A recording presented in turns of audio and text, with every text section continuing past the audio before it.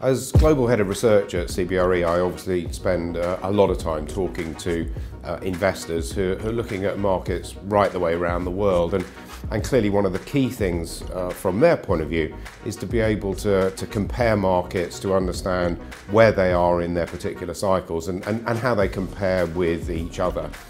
And one of the things I love about this report is that across 29 major markets, it really helps you to do that.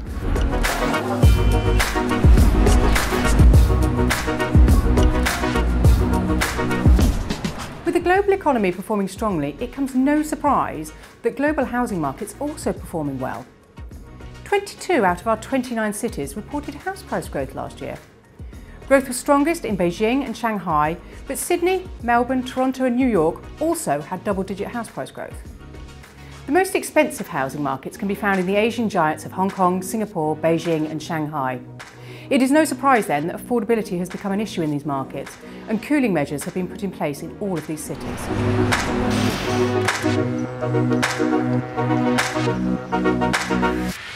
Rental markets are performing well in many European cities at the moment, and demand is particularly strong in cities like Lisbon, Madrid, Dublin and Barcelona. These cities are also experiencing a significant lack of supply, which is causing strong rental growth in these markets.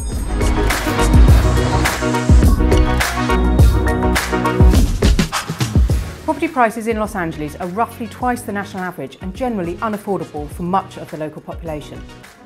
As a result, many people choose to rent. Over half of the homes are rented. New York also has around half of all households renting. Following a period of benign activity, the New York residential market was particularly buoyant last year. Sales were up 20% above the long-term average and prices rose by a massive 16%.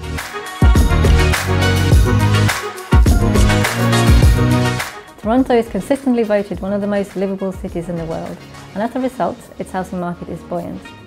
Over the last decade, house prices in Toronto have risen by over 11% per annum, and last year they increased by 14%. One of the key trends in the London housing market has been the growth of the private rented sector.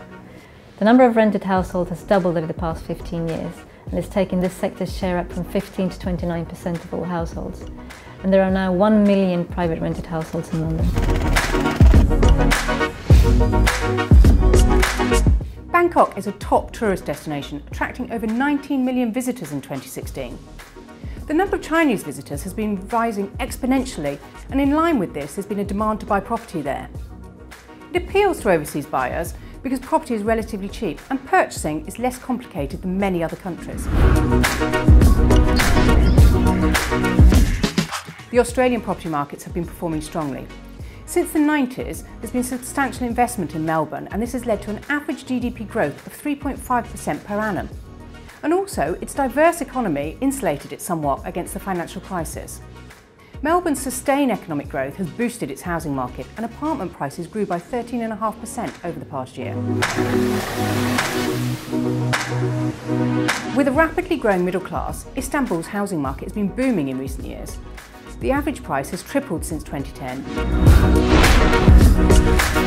Globalisation is driven primarily by advances in technology and travel, which is making the world smaller, and as a result, this is impacting on the property markets in the world's major cities, and they're becoming ever more inextricably linked.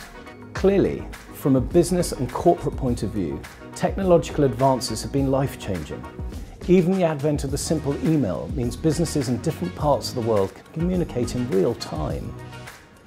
We're not only becoming technologically closer, but effectively physically closer as well.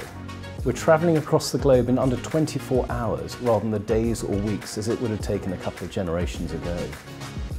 With this travel comes personal experiences, and rather like explorers of old, people are bringing their experiences and discoveries home with them.